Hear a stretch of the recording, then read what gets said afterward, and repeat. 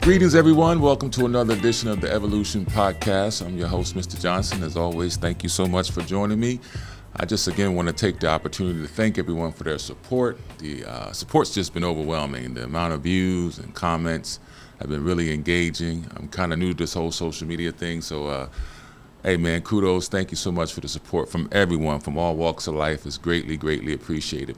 What are we going to talk about today? Well, as I tell people, when I do my mentor program, I really don't have a script I go off of. Of course, I'm always abreast of current events, what's going on in the world, and trying to keep my finger on the pulse of the community as well, and what are the challenges that we're facing, and giving some practical answers and solutions to rectify some of the challenges that we might be having here in our society. So let's talk about that a little bit today, about some of the things that I think can help you move forward in a positive direction to change your life. The whole purpose of this podcast is to inform you from a different perspective, some of the things that you might look at one way, but we can give you a different perspective to look at it and to see if that might be applicable to your life. One of the things I want to talk about is, in my mentor program, is a lot of people are venturing off into entrepreneurship. They want to be entrepreneurs, which I'm a big fan of that. But at the same time, there's a difference between being an entrepreneur and self-employed, which either one is actually great opportunities. But how do you get to that point? What do you need to do? What steps do you need to take to facilitate something of that nature? Well, the first thing I want to tell you is, I am a fan of education, but learning business doesn't mean you have to have a degree. There's a book, I believe, Starting Business for Dummies, if you will, learning to form an LLC, to incorporate yourself. There are a lot of things that you can do that can help you put yourself in a better position career-wise and financially, which I'm a huge fan of. And so one of the things I want to suggest that you do is you actually get that book if you have the opportunity to pick it up and just start reading. Reading is the basic principle and the basic foundation of all knowledge. You must develop a habit of reading and reading good material that will really benefit you down the way. Second thing I want you to do is I want you to look at your circle. I want you to look at the individuals you're dealing with, what they're talking about, who you hang around. This is not throwing shade on anyone, but we have to put on our big boy mind, if you will, big boy clothes, and look at things realistically and ask yourself, is the environment, meaning the people that I'm surrounding myself with, are they really helping me propel my life in the right direction? And if they're not, it doesn't mean you cut them off, but it might mean you need to go in a different direction. If your friends and family are not making their financial freedom a priority, which is fine. If people want to work for other companies, that's fine and dandy, no harm, no foul.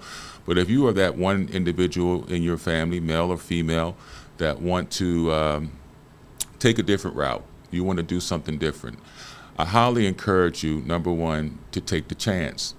I used to work in corporate America for many, many years with Disney and Fridays and various restaurant industries and things of that nature, and did very well in management and all that stuff that comes along with it. But at the end of the day, what I realized that no matter how much money they paid me, I was never going to get what I was making them. And that's just the nature of business itself. We do live in a capitalist society. It is imperative that you have the financial wherewithal to cultivate a life that you should be proud of and a life that you want to do. Another thing I want you to start doing is to develop some type of spiritual consciousness. Now, the world we live in is filled with good and with evil. This is just a fact. And a lot of us are inundated with negative stereotypes, negative information. You can look at social media, we all do, and you can just see some of the most horrendous, atrocious behaviors that human beings can consist of across all spectrums, not just one particular group, but across all spectrums. What I want you to do is to learn to guard your mind. You must guard your thought process, guard what you are allowing into your consciousness and also your subconscious mind. Unfortunately, many of us, for whatever reason, do not develop the ability to think critically. You must become, how should I say this, your own biggest fan. You must become your own stock, if you will, where you're continually investing in yourself. You must invest in yourself. This is very, very important, knowledge-wise, financial literacy, increasing your network, increasing your circle of friends. All these things might sound somewhat redundant because you hear it said so often, but they are absolutely critical in order for you to expand your territory, to grow, and to have the things, or to walk in your destiny, if you will, as I like to say, what your purpose is while you're existing upon this rock. The fact of the matter is, if you want to change your life, you have all the ability and capability to do so. When you wake up every morning, the only person in your head is you. This is something I often repeat to people. Now, I know that our lives could be filled with challenges, adversity, bills, personal relationship problems, even physical illness.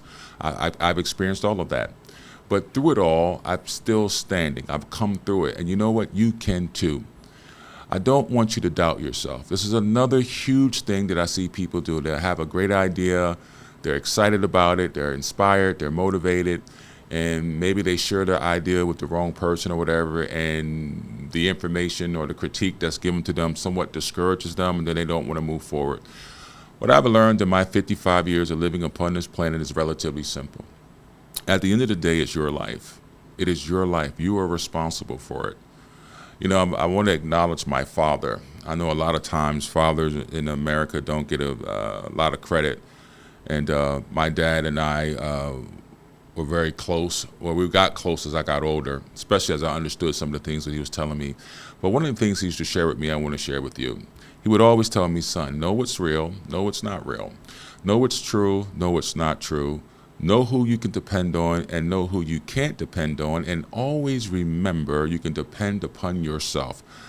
When I was young and 12 and 13 years old, I was of the mindset, oh, dad's, saying what dads say again. But now at 55, I thank God for my father, because I know that if I did not heed that advice and take the advice that was given to me, I would not be in the position that I am today. So shout out to Pops. I definitely want to recognize you for that. He was actually going to be in the studio with me about a week or so ago, but life happens. Things got crossed. He came for a visit, and we weren't able to facilitate that. But I'm sure he'll see this. Dad, I love you. Shout out to you, Big Pops. You're my man. Peace, peace. But anyway, back to it. One of the things I want you to do, again, is develop some type of spiritual awareness. Now, I'm not trying to advocate religion, but I don't think prayer hurts at all. I don't think meditation hurts at all. Not at all. Not at all. To calm your mind, to calm your spirit.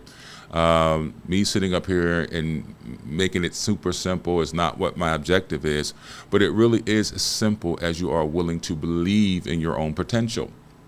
None of us were born to become failures. None of us came from wherever we came from, be it the heavens, the ethereal realm, whatever one chooses to call it, or how to choose to identify it.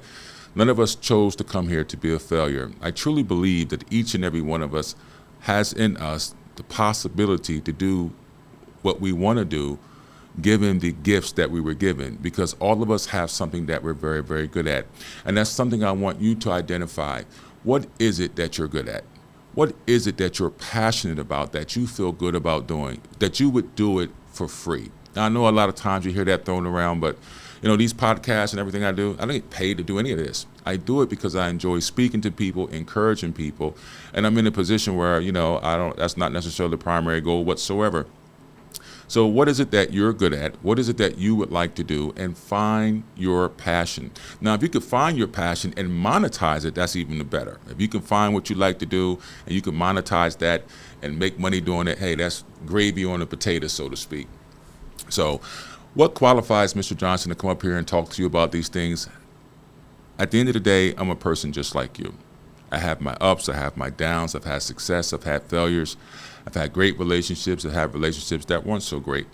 But throughout the course of my life, I realized that there's a common thread in which we all have a similar ideology of, and that thread is belief, success. We all want to be healthy, we want to be happy, we want to be loved, we want to be productive, all of us want to have money, all the things that you see so many people striving for on a day-to-day basis.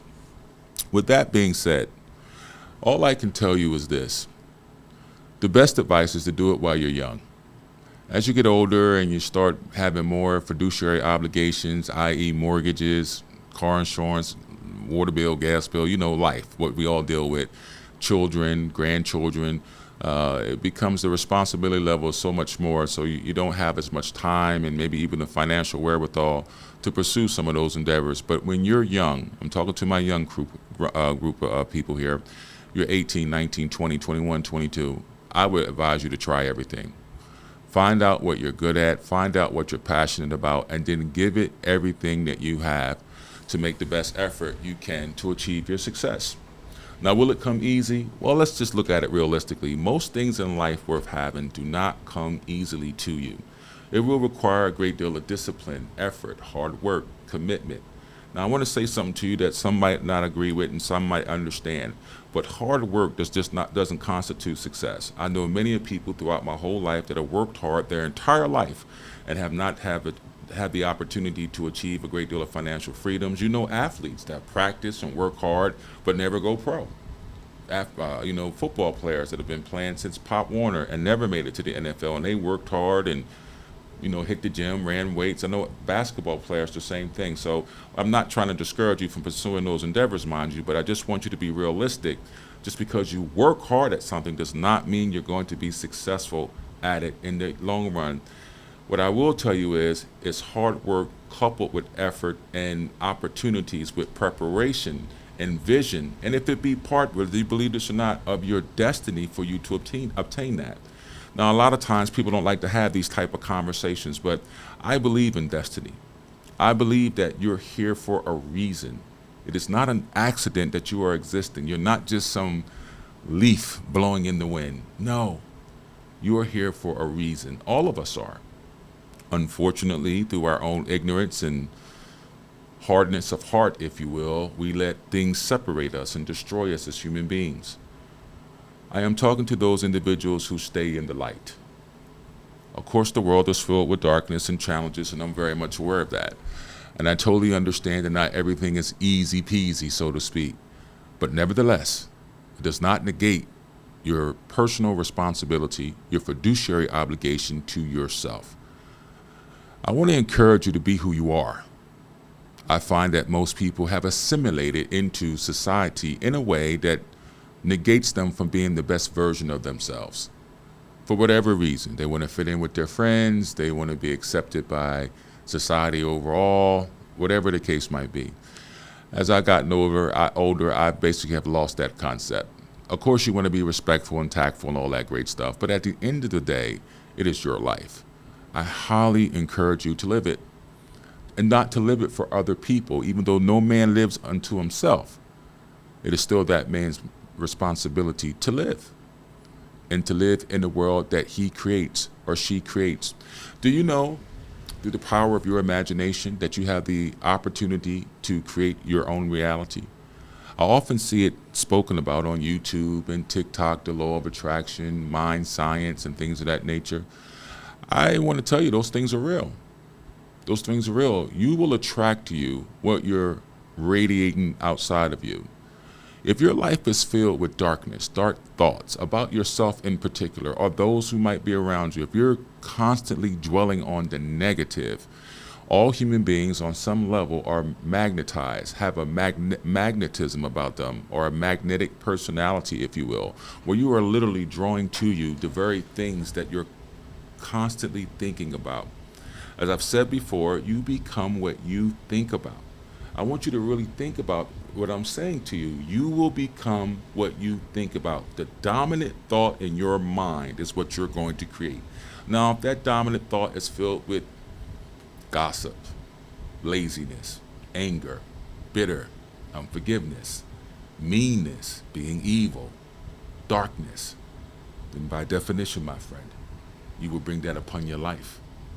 And notice the operative word in that is you. You are causing it. You're creating it through your imagination. But let's flip that coin over and let's take this approach. What if you focused on being positive, thinking good about yourself and those that are around you? What if you focused on saying you can do it as opposed to saying, why can't you do it? What if you focused on the fact that in time I will achieve my goals as opposed to saying I'm lost in life? Notice that all of this is coming from you and through you. Life is happening to you and through you. I'm going to say this to you again. Life is happening to you and through you. You are the operative avatar, if you will. You are the conduit of life itself to express itself. Now, how life chooses to express itself is based upon your own thoughts, how you perceive yourself. If you fall into the crowd, you go along with the sheep. If you just go alone to get along, you wear what everyone else wears, you dress how everyone else dresses, you speak in the same way that everyone else speaks. If you're just going along to get along, then by definition, you must encounter, unfortunately, just statistically speaking, the same problems that that group of individuals will encounter. Most of us are afraid to live out our true purpose. Particularly, I see this with brothers and sisters. I know so many young black men and women that are so smart, but they don't speak that way because they don't want to be ostracized by their friends. They don't want to be called derogatory terms. You know what we say to each other.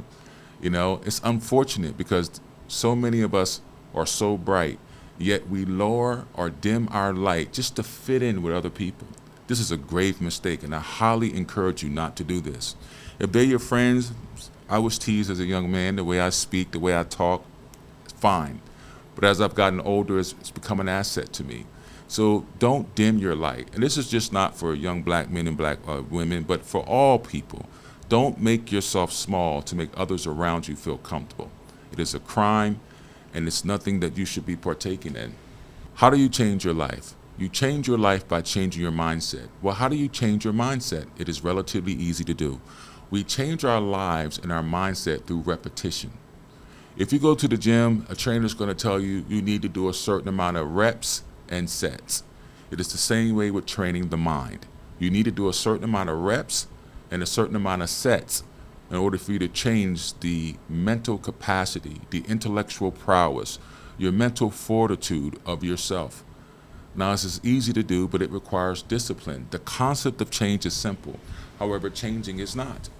If you really want to change your life, you will change your life. It will happen for you. There's some operative words that I want you to understand that you're going to need to incorporate into your daily life in order for you to see the fulfillment of it.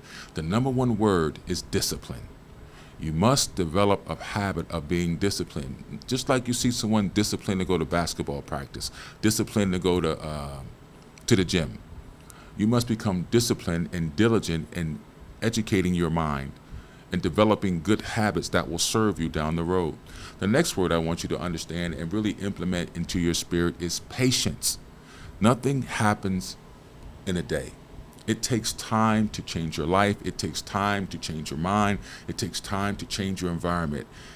Time is not your enemy. It is your most valuable asset. It is the one thing you cannot make more of. Let me make that crystal clear. So use it wisely. Use your time wisely.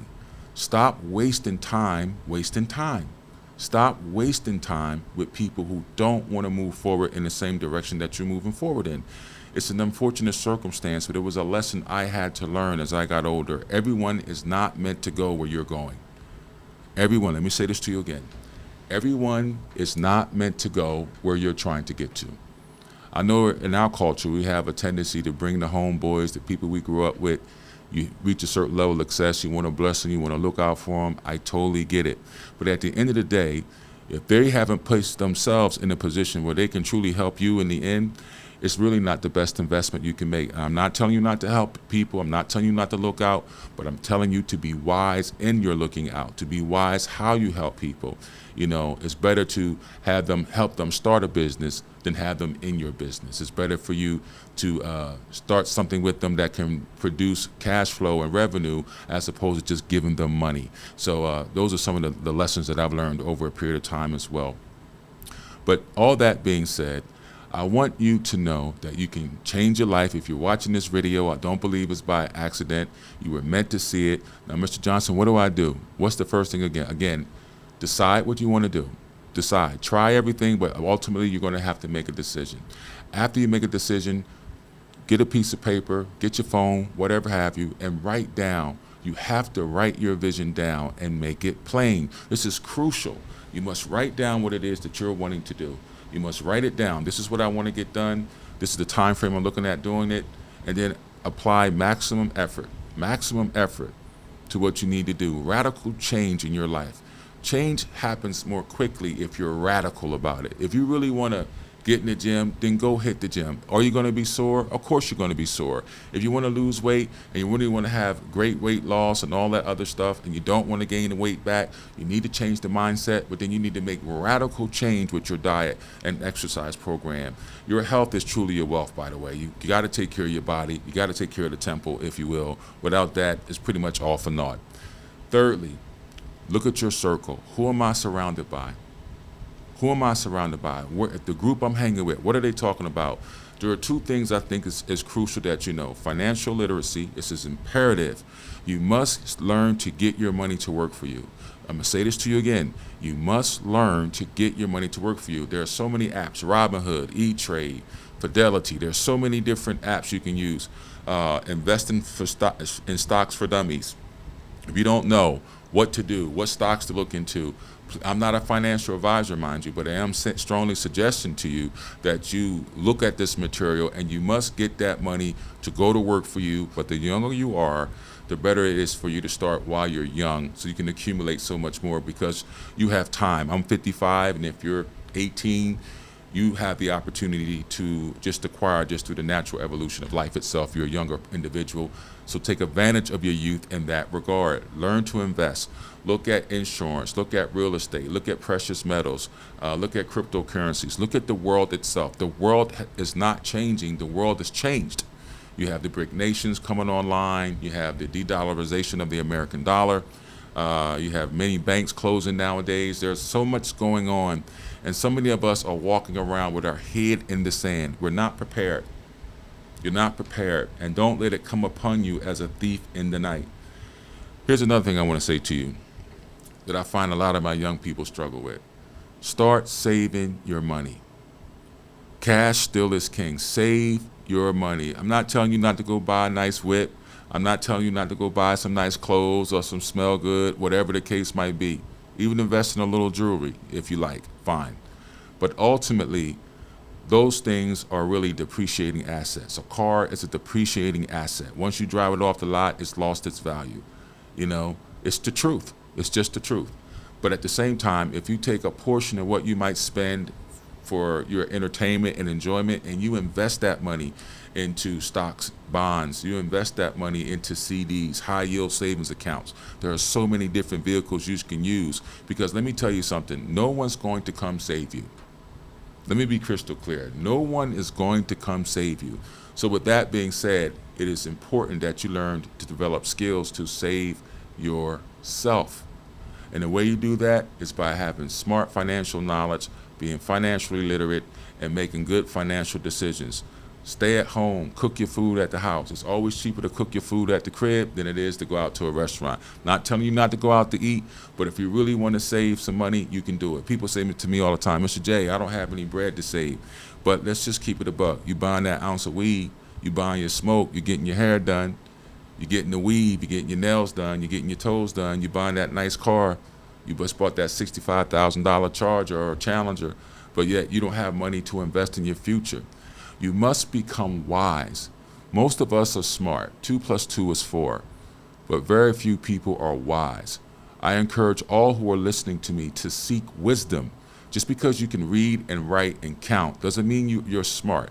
It means that you can read, write, and count. What Mr. Johnson wants you to do is to become wise. To become wise in the decisions that you're making as it pertains to your life. To become wise in the people that you hang around. To become wise in your career choices and endeavors. You know, I had to address that. A lot of people misunderstood my comment when I said college was a scam.